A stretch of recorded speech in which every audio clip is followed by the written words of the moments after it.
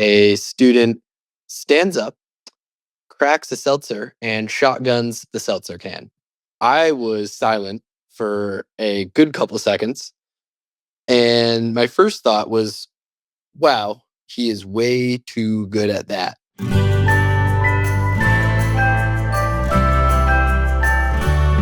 How to survive the classroom.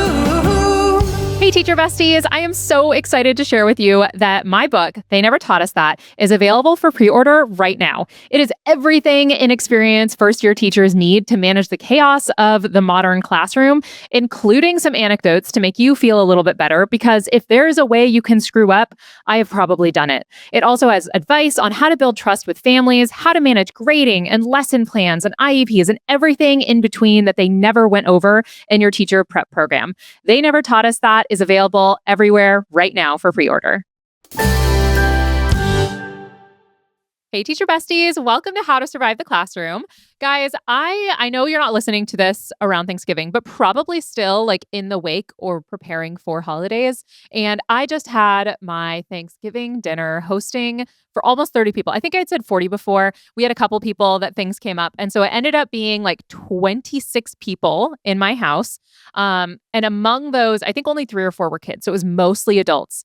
And this is the first big Thanksgiving that I have hosted. And I had a lot of people that were like, Andrea, are you going to be stressed about it? And I'm like, bestie, first of all, I'm used to teaching 40 people at once how to write a paragraph. So why would I be stressed about just giving them food? My daughter was stressed because again, she named herself director of Thanksgiving. And I was like, that's not a job, actually. No one, but if you want to be, sure. Yeah. And I was not stressed, but every single day going up to it, she's like, do we have our list? Do we have everything we need? What if they don't like it? And I said, if they don't like it, I mean this with my whole heart. That's their problem, not ours. Like, let them not like us. Let them not. And then they don't have to come next year. That's fine. But it went so well. Even the director of Thanksgiving appreciated how well it went. And you guys, oh my gosh, the best thing to me about doing Thanksgiving with like extended family, because we had like my husband's second cousin there, we had some aunts and uncles and his parents were there and all of that, right? My favorite thing is finding out like weird family lore. And there were 2 big things that I found out about that kind of blew my mind. So the first thing that I found out about was when I was chatting with my husband's cousin. And she's a little bit older than us. I don't want to guess on her age, but I do know that she's older than us, old enough that she told us that in the late 90s, she was living in Michigan and her best friend and her were like obsessed with Eminem, like obsessed with him. She said that she wrote him letters, like love letters and stuff like that. And then on top of that, she also said that there was one day that she and her friend, when they were in Detroit, they got in her friend's car and they drove around Detroit looking for 8 Mile to try and find the trailer park that Eminem had lived in. But she doesn't call him Eminem. She calls him Marshall. And she's like, yeah, no, I looked for him. We tried to find it. Unfortunately, we didn't. And I was like, sorry, you guys were like driving around these, which are like notoriously not good areas, right? Like, isn't that how he got his start? Is that like he talks about kind of the riskier areas that he lived in and lived in this trailer park and all of that. And you 2 little white girls were just like pulling up, rolling down the window, being like, excuse me, can you point me to 8 Mile, please? And she's like, yes, that's exactly what I did. And we could not find it, unfortunately, which I've heard it actually is kind of well labeled. So I don't know why she wasn't able to find it, but it absolutely cracked me up because, when you see like family members and stuff that are like retired and they've moved on, like from like have like, I don't know, like the parenting responsibilities and all of that, you do forget a little bit that like they were once like 25 and stupid, just like the rest of us. And, we're trolling around Detroit looking for Marshall Mathers. So that was number one of the ones that like kind of blew my mind. And I'm obsessed with her. I think she's so funny. The other thing that blew my mind is one of my husband's aunts came and she's like, hey, your great uncle who passed years ago, I have this knapsack of his. Here you go. And she plopped it on the counter and we opened it and it was World War II memorabilia from when he fought in the war. And it wasn't just like memorabilia. It looked like it was the knapsack he never unpacked after getting back. Like it was the literal backpack he had on when he fought for the US, just so we're all on the same page. And I specify that because when we opened it, one of the first things that came out was a Nazi armband and an eagle pin. And, you know, my husband's family really loves German heritage just in general. And I was like, um, hey, so this great uncle, he fought for, and they're like, the US. And I was like, okay, well, I needed to know if this was like war trophies or if this was like his uniform. And they're like, no, Andrea. And I was like, that's crazy. And so, like, there was a Nazi armband and an eagle pin, like the Nazi eagle pin. But then there was also like his field notebook. And within the pages of the field notebook, it had like notes about like shipments and dates and stuff like that. And we saw some letters and newspaper clippings from home. And one of my favorite things was like as soon as we opened it, like a bunch of pinup girl pieces of paper like fell out from the field notebook. And all of the pinup girls were blonde and busty. And I was like, man, those Forkham men, they have a type. They have a type for over 100 years now. They are out here having a type. But it was just honestly, it was so fascinating. And I've never seen memorabilia from World War II that wasn't in a museum, that wasn't like behind glass or on a TV show or something like that. And it was just honestly just so stunning to all of a sudden have all of this family history and all of that. And I sent the pictures to like my family and I told them about this guy who fought in World War II and all of that. My dad immediately, I sent the picture of everything, right? Like the armbands and all of that. My dad was like, oh my gosh, you guys have to put that in a shadow box. And I was like, ooh, you know what? I gotta say, as much as we are proud of the work he did, I don't think we're gonna put anything swastika-y in our house up. We are, however, looking at the possibility. There is in Terre Haute, there is a Holocaust museum, and because there was a Holocaust survivor who moved to Terre Haute afterwards, and she started a museum, and there's actually a whole documentary about her that is out there, and there's a bunch of like really rich history in this area about some Holocaust survivors who moved here and made their life. She actually only died, I want to say like 10 years ago or so. So we're going to look into the possibility of maybe the armband and pin could be lent to the museum for a while, just because it feels like, the right place for it. But yeah, it was one of those things that like and one of the other things, his service gun like was there, like his pistol was also in the bag, and a flare gun, and all of the paperwork that he had to have in order to take it across the borders and get it back into the US.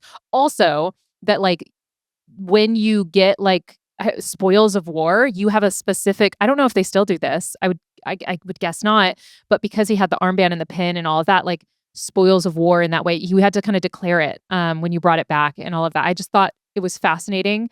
And it just puts more of like a human element on like, oh, like this guy came back and he had a family, and like had he not come back and had a family, then like I wouldn't be here with my husband, because it was really, really fascinating. And one of those things that it was so funny because his aunt just like kind of tossed it on the table, and we were like, oh, what's this? And then we open it and it was just like this insane, mind-blowing historical treasure trove. And it's one of those things too where like my husband is like such a historian and loves history, and I have grown to love history. I would say when I was growing up, I didn't, but now I really do, especially since I lived in Germany for a year right after I graduated high school and stuff like that. And it's all so fascinating. So that was my Thanksgiving. We also fried a turkey and did not blow anything up, which is great. And we also roasted a turkey, and it was so typical. Guys, this just pisses me off. Let me tell you. I brined the turkey. I roasted it. It was beautiful. It was perfect. My husband unwrapped the turkey that he was deep frying. I was the one who was like, I need you to start the oil. I need you to do this. I really like said, I ordered the oil. I ordered the pot. I did all of the things, right? And he was the guy who dipped. He measured everything ahead of time so nothing burned down. And then he was the one who dipped the turkey in. And then he and I are cutting up the turkeys at the same time. And I'm cutting up the roasted turkey in one corner of the kitchen. He's cutting up the fried turkey in another corner. And he has a crowd of like 12 people watching him, like elbowing to see him cut this turkey open. And I was like, well, it's a good thing. There's only one turkey for everybody to watch getting cut open right now. And I was like, ah, ha, ha, and then went right back to watching him. I was like, okay, great. Like, thank you, Steven, founder of the feast. Just freaking typical, man. So typical. So that's how my holidays have gone so far. But it was so much fun. And it's so funny because I was talking to my kids about it afterwards because the director of Thanksgiving, we had to like discuss how it went. And my daughter was like, I don't even remember what we did the last Thanksgiving. And I was like, well, it was just us. We just made a bunch of food and we sat down and we ate. And she said, oh, well, that's really boring. I was like, got it. Okay. We like having all the people and the energy and all of that. So I hope you guys are also having wonderful family moments and all of that as we celebrate the holiday season. All right. Let's listen to some fan voicemails. So when I was completing the solo weeks for my student teaching, it was for seventh graders for a master's arts in teaching secondary ed, and I was doing a unit around the Industrial Revolution, and the students were doing a research project. So I was teaching students how to do research. I was providing some instruction on how I wanted them to analyze sources. And as I'm providing some direct instruction, a student stands up, cracks a seltzer, and shotguns the seltzer can. Uh, I was silent for a good couple seconds. And my first thought was, wow, he is way too good at that. So after a long pause, I finally was like, why'd you do that? And he was like, I don't know. So I was like, well, one, you shouldn't have done that because that was super distracting to all your peers. And then he was like, well, am I in trouble? And I was like, I don't know because there's nothing written in school policy about shotgunning seltzer cans. So after class, I pulled him aside and I was like, hey, again, super distracting for your peers. Shouldn't have done that. Um, but I don't know if it's against the rules. So I'm just going to like have a chat with the counselor and I'll get back to you about whether or not you're in trouble. And he was like, okay. Oh my gosh. I think that's the thing that, like, when I say that we are not trained for everything that we deal with in the classroom, like, what do you even do? Because it's not like a lot of times kids are doing it to be malicious. It's like their prefrontal cortex is essentially non-existent. And so they don't have anything stopping them when they have that impulse of like, I should stand up and shotgun this seltzer right now. First of all, ow, because seltzer is like spicy, like shotgunning any kind of soda, I feel like would be a little painful. But in particular, it reminds me of that scene from Elf where he chugs that giant thing of soda and then has that gigantic burp. That feels like what it would be, right? That he would just like shotgun a seltzer and then burp a lot or have like really bad gastrointestinal distress, I would think. My response, I think, would be to tell them to step outside in the hallway and be like, so that way the rest of the kids knew that they couldn't just shotgun a seltzer in the midst of class because he's right. Like, there's not technically any rules, but it absolutely is a disruption. So I'd probably send him out because I genuinely would probably think it's very funny. And the chaos of that, it would tickle me, unfortunately. And so I would have to remove them from the class so that I could get myself together so I could be stern. And then I would be like, hey, bestie, so we can't be doing that. As impressive as that was. And it really depends also on like, what is our relationship with this kid? Because if this kid is a jerk, right? Because there are some kids that will do something like that and they're doing it because they're a douchebag and because they want to say, all I did was drink my drink and she wrote me up for it. Right. And so if it's that kid, the conversation will look different as opposed to like the kid with no prefrontal cortex that's like, I don't know, I just thought it would be funny if I shotgunned it and they just did it. Right. But if it's the first kid that hates me and is trying to mess with me, I'd probably have the conversation of like, hey bud, listen, you're a leader in this class. I really need your help to lead us in the right way. And that was super disruptive. I know you were just drinking your drink and I get that, but like we can't be doing that in the midst of class, blah, blah, blah. If it was like the big goofball one, I would probably go out and be like, that was impressive. First of all, congratulations on your skills. Second of all, never do that again. Ever. And just kind of leave it at that because depending on what the motive was for the behavior, I feel like that is the biggest deciding thing with how I handle the situation.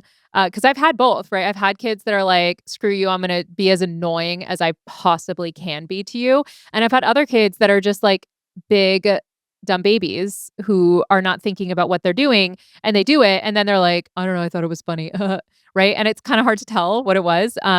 It it might have been a little bit of both with this kid since you were in your kind of like in between time where you're like solo teaching, but you're still a student teacher and they're like, I don't know, what is he going to do? You know? It was really fun for me when all of my students came back from their field experience because it felt like I had been spending all of the months before they went into their field experience into middle schools, practicing teaching. It felt like I was telling them all these different scenarios. And I think some of them thought I was exaggerating. And then they got there and into their field experience and they learned I very much was not exaggerating anything. And I mean, some of my students saw kids get in fights with like resource officers. Some of my students started working with kids that were expelled by the end of their 6 weeks field experience. And then some of them were with like really well-mannered, well-behaved, motivated students. And that's just like, that's how it shakes out. Sometimes your first period is a bunch of angels and your second period makes you want to quit every single day for an entire year. That's just how it rolls. And sometimes it's a little bit of both and sometimes they switch. I've had that happen where like it started out in the year and like everything was great. Everybody was like chill and we were vibing. And then like 2 weeks into the semester, a kid who maybe was asleep the entire first period woke up and completely changed the personality of the class. So yeah, you kind of have to adjust based on what the vibes are of the class. And by the way, I do have a lot of the different things I talked about here in my book. They never taught us that. And I talk about the different steps that I take, not only for how I handle it in the moment, but also how I document it and how I might communicate with the parents, the counseling office, and the administrators, and all the documentation stuff. And I have like documentation templates and stuff as well, because we need to write it down as a CYA every single time. So just lock that away. Keep that one locked away for you. And if you haven't gotten my book yet, it's available for pre-order. So do it on Amazon and Barnes & Noble and all those places. All right, let's go ahead and listen to the second voice memo. Hey, it's your friend Gabe Danenbring. Hey, I got a funny story for you. So in my class, what my students will do, like, I should back up. So how my students put their Chromebooks in courtesy mode when I'm talking, which means they just turn their Chromebooks away from them. So they were kind of doing this little bit lately where they put their background as me. They pull a picture off the internet, like, haha, so funny. It's Mr. Danbring. Oh, yeah, so many pictures. Okay. I've had a couple students, just one. He's thought it was really funny when I asked him to do this yesterday, put his Chromebook in courtesy mode. And as I looked at his screen, all of a sudden I realized that his background was a picture of my mother. It was a picture of my mom was his background. I said, yo, bro, what's up with that? That's crazy. So he said, oh, I'll change it. So he changed it. You know what he changed it to? A picture of my dad. Well, what are you, the FBI? Where'd you get those pictures? So that's kind of funny. Also, hope you're doing well. Take care. Congrats on the book, by the way. That's awesome. Aw. Gabe is the best, guys. Gabe Danenbring, also a teacher, content creator. I've had him on the podcast before. So you guys can all go back and listen to his episode as well. I love that so much because I remember when I was in high school, we did that to a bunch of the teachers, me and all my friends. We went and found old yearbooks. And instead of like turning it on a Chromebook, because obviously back in my day, we didn't have Chromebooks. And so we went to, first of all, the first place we went is if there was any of the teachers who used to attend our school, because the school had been around for like 60 years, we would find the oldest school yearbook photo we could find of them as a child and like print it and blow it up and then hide it around the school, particularly in their classroom, somewhere where they would discover it in the midst of class. So like if we had like a pull down projector screen, we would like put it on there. So they would be like pull down the projector screen and there would be like a picture of them from 8th grade. Or if we didn't have that, we would go into the yearbooks and we would find like their first year teaching picture. And we would blow that up and hide it in various places just, because tormenting teachers is really fun if you're in high school. And it was mostly innocent fun, right? Like we weren't really picking on any of the teachers that we didn't like, which Gabe, obviously your students adore you. So that's also so impressive. How did he find pictures of your parents? I feel like that's something that I would have had students do quite a bit.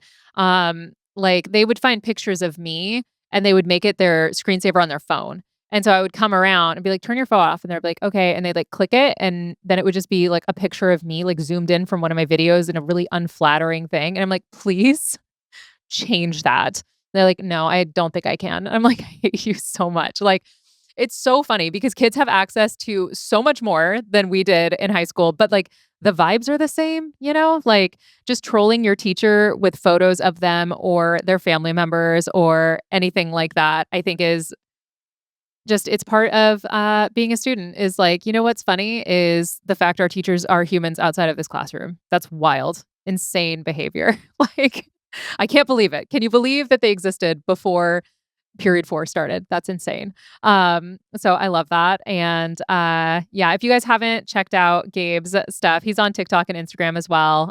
Middle school science teacher, and his stuff is very, very fun. So make sure you go check that out.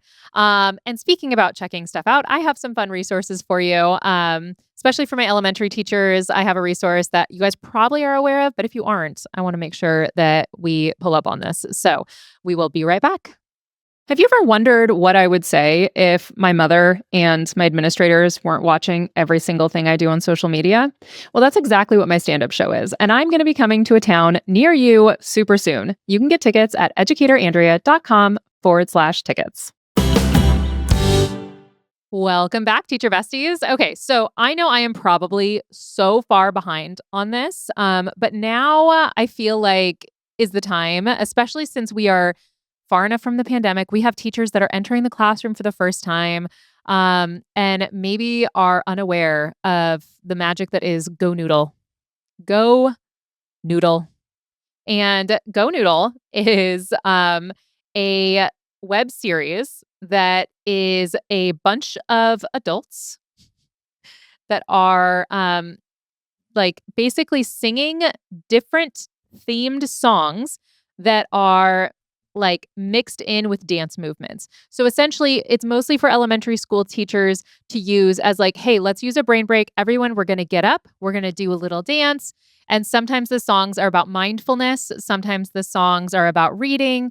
But it's all like a dance thing to get kids physically moving throughout the day. And I love that. I think that especially it's great for indoor recess days. It's great for kids that need the reminder about the mindfulness, especially for our neurodivergent kids that sitting for long periods of time in particular can get them really bogged down. I think I've talked about this before, but when I was out for my daughter's, after I had my daughter and I had a long-term sub for my maternity leave, my long-term sub was actually in school at the time to become an elementary teacher. And I was teaching high school 9th, 10th, and 11th grade. And because this teacher was in school to become an elementary teacher, she taught all of the students GoNoodle dances. And so when I came back, they all really missed getting to do the GoNoodle dances that they did when the long-term sub was there. And I was like, I think you guys are making this up. And they're like, no, put it on. And I was like, okay. And so we pulled up a song on YouTube, a GoNoodle dance, and they all got up. Every single person in this class got up and did this GoNoodle dance in class. So although it is mostly for elementary school students, you might be able to get, especially if it's a class that's physical, like if we're looking at like PE, drama, something like that, music, like if there's something that you can somehow get it in, I think it would be very, very fun. They also kind of coordinate it with different themes. So like I said, they have the mindfulness one. They have, oh, the places you'll go. They have like different themes based on like Nintendo and all, like just lots and lots of stuff. So highly recommend GoNoodle. It's free. It's online. You can go on there. They're all like 3-ish minutes, like 1.5 to 3 minutes. So you're not taking up a bunch of time, but it is a really good way of getting your kids to kind of get some wiggles out and get a little bit of movement. And I mean, a lot of times what I would do if I was noticing I was yapping too much in class, I would be like, okay, guys, I need you to get up. I need to put your arms up, put your arms down, twist, twist, sit down, like, because we need it, right? Like we need to move in order for our brains to work, which is why I think it's ironic that professional development, we're always sitting and doing nothing for long periods of time. So that is my resource for you guys today is GoNoodle. All right, now time for the hill I want to die on. I mean, I don't want to die on it, but the hill I'll die on is that if we do not fix the class size problem, all the other things we're trying to fix are not going to work. If we do not fix the class size problem, all the other things we're trying to fix are not going to work. One of the most consistent things that we see in studies in every single school that I've been to is that you can't outplan massive class sizes because we know that feedback is important. We know that relationships are important, but we also know that human relationships and the human brain, like we're finite, right? So for example, at the last school I was at, I had 40 students an average of like 40 students. And so I had 5 classes a day. So I had 200 students that I saw every single day. I would have loved to build a very personal relationship with each one of them, know their thoughts, their hopes, their dreams, their struggles, all of that. I would have loved to give each and every single one of them direct feedback every single day about every single thing that they could do to fix what they're doing. That is not possible with class sizes of 40 people. We know that studies say that kids need feedback. We know that studies say that relationships are important. And yet, every single time that schools are looking at how to cut costs, they make their class sizes bigger. That is an unacceptable solution that is not going to work. Okay? We cannot keep trying to cut corners when it comes to class sizes when we know that the science, the research, everything has said that is always going to help. Having small class sizes is always going to help. I'm not saying we have 10 kids in a class, but we shouldn't have 40. That's for sure. And the difference between having 20 kids in a class and 30 is massive. If we capped our classes at 20, which we could, right? You could have a mandate. We could say that the class sizes need to be 20-1 or less if it's elementary because, whoa, that job is insane. But we need to do more. And unfortunately, what I'm seeing with a lot of schools is that what they're doing to try and say that we don't have these unmanageably large class sizes is that they're taking a special education class and a general education class, both of which have like around 20 kids in it. And because they are trying to say, oh, you know what, we have too few in the special education class. Now there's only 15. So we're going to make it a class of 35. We're going to put those teachers together. So there's 2 teachers for 35. That doesn't fix anything because you still have 35 kids and 35 needs in your class. It makes it all harder for everyone, for the kids with all of the different special needs and the kids that are in a standard track. It doesn't fix it if we just smush them all in and just add another adult. That's not the solution. So that's the hill I'm going to die on. And it's a research back hill, so you can fight me on it. So if you have thoughts about what we talked about today, you can contact me at Educator Andrea, or you can email me, andrea@human-content.com. You can also contact the whole Human Content Podcast family at Human Content Pods. And thank you so much for those of you guys who have left reviews. I so appreciate it. If you want to check out where I'm going to be, where I'm going to be doing shows, this spring am going to be booking both book tour dates and show dates. And I'm trying to get everywhere. I am trying to get all over the country. So please DM me and let me know if you want me to come to your city, because right now is when I'm trying to get all of that worked out. And I really want to come and meet people. I've had a lot of people request signed books, and we're still trying to figure out how we can do that online, but I'll definitely be able to do it at my shows, at the book signing events, and all of that. So make sure to DM me and request your city if that is something that you would like to see. I'm going to be doing lots of comedy shows in addition to the book signings. But I'm also going to be doing the Teachers Lounge shows as well. So check and see if I'm going to be in your city for any of those. The book comes out in May. The physical copies will actually be in stores. So that's when the actual book tour will start. That's when I will be starting to actually do signings and all of that good stuff. So keep a lookout, but you can always pre-order your book wherever you get books. And that's it for this week, I think. Oh, full video episodes up every single week on YouTube at Educator Andrea. Thank you so much for listening. I am your host, Andrea Forcum. Our executive producers are Andrea Forcum, Aaron Corney, Rob Goldman, and Shanti Brooke. Our editor is Andrew Sims. Our engineer is Jason Pertizo. Our music is by Omer Benzvi. Our recording location is the Indiana State by College of Education. To learn more about our How to Survive the Classroom's program disclaimer and ethics policy and submission, verification, and licensing terms, you can go to podcasterandrea.com. How to Survive the Classroom is a human content production. How to survive the classroom.